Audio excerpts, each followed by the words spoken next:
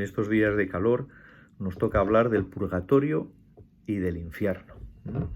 Lo primero es recordar o simplemente hacer presente que tanto el cielo como el purgatorio como el infierno son estados, no regiones.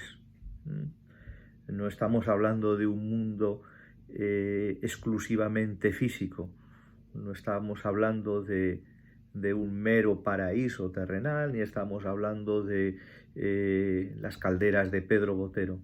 Estamos hablando de estados en los que se encuentra, en primer lugar, el alma, desde el momento de su muerte hasta el momento de la resurrección, y a partir del momento de la resurrección, que tendrá lugar con la vuelta de Jesucristo, su segunda venida, y con el juicio final, pues el hombre completo, esa unidad sustancial, cuerpo y alma, vivirá el estado que le corresponda.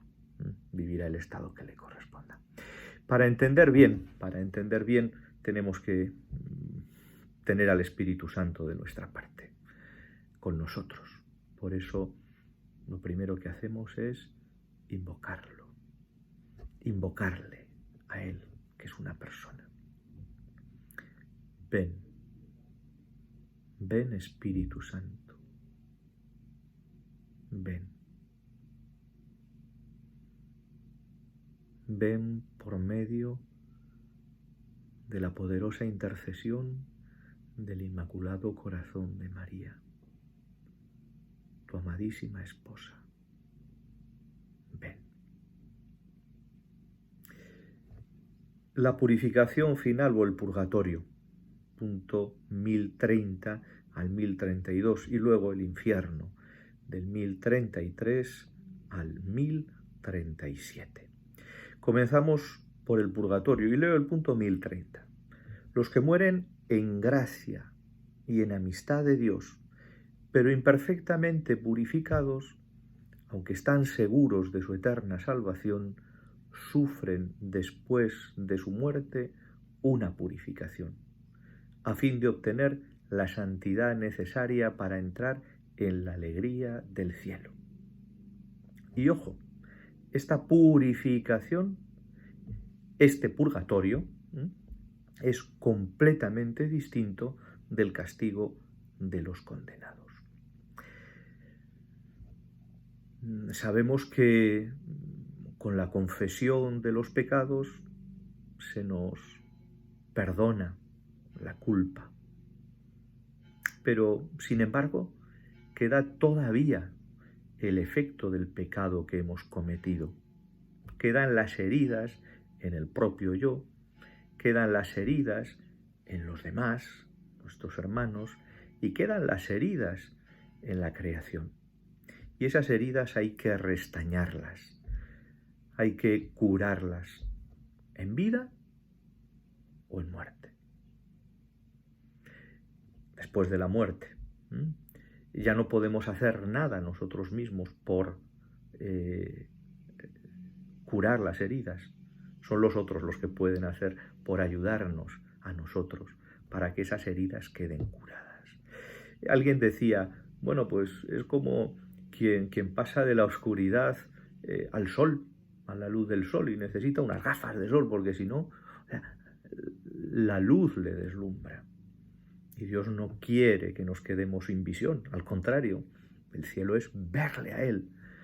Pero si todavía necesitamos gafas de sol para ver a Dios, esas gafas se nos preparan, ese periodo de adaptación para la luz del sol es el purgatorio. Bien, San Juan Crisóstomo, llevémosle socorros y hagamos su conmemoración. Si los hijos de Job fueron purificados por el sacrificio de su padre, ¿por qué habríamos de dudar de que nuestras ofrendas por los muertos les lleven un cierto consuelo? No dudemos, pues, en socorrer a los que han partido y en ofrecer nuestras plegarias por ellos. Indulgencias aplicadas a los difuntos. Oraciones y ayunos por los difuntos. Limosnas por los difuntos. Por cierto, aquí siempre me gusta aclarar una cosa.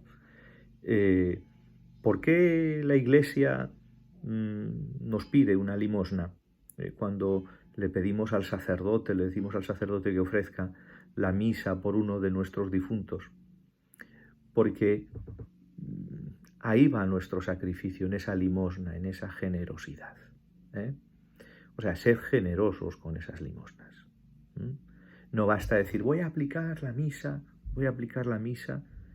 En tu fuero interno puedes rezar por quien quieras, pero aplicar el sacrificio de Cristo significa que el sacerdote, como Cristo, en la Santa Misa, ofrezca el pan y el vino, el cuerpo y la sangre del Señor, para la salvación de ese difunto.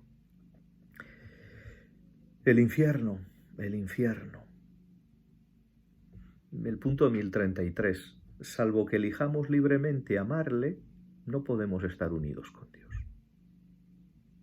Pero no podemos amar a Dios si pecamos gravemente contra Él, contra nuestro prójimo o contra nosotros mismos. En la primera carta de San Juan leemos: quien no ama permanece en la muerte.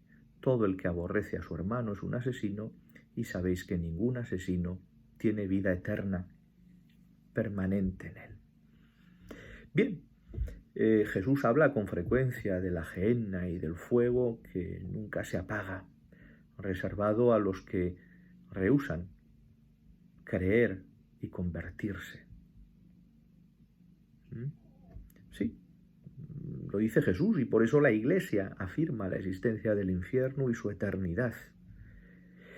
¿Cuál es la pena principal? No es el fuego. La pena principal del infierno consiste en la separación eterna de Dios, en quien únicamente puede tener el hombre la vida y la felicidad para las que ha sido creado y a las que aspira.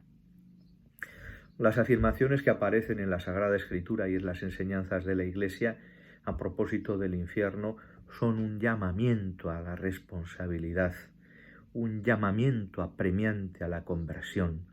Entremos por la puerta estrecha, porque ancha es la puerta y espacioso el camino que lleva a la perdición. El mismo Concilio Vaticano II nos habla de esto. Como no sabemos ni el día ni la hora, es necesario estar continuamente en vela.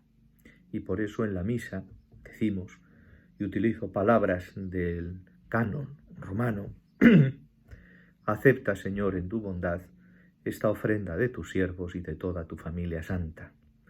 Ordena en tu paz nuestros días, líbranos de la condenación eterna y cuéntanos entre tus elegidos. No te olvides, las puertas del infierno se cierran por dentro. Van los que quieren ir. Nosotros queremos ir al cielo.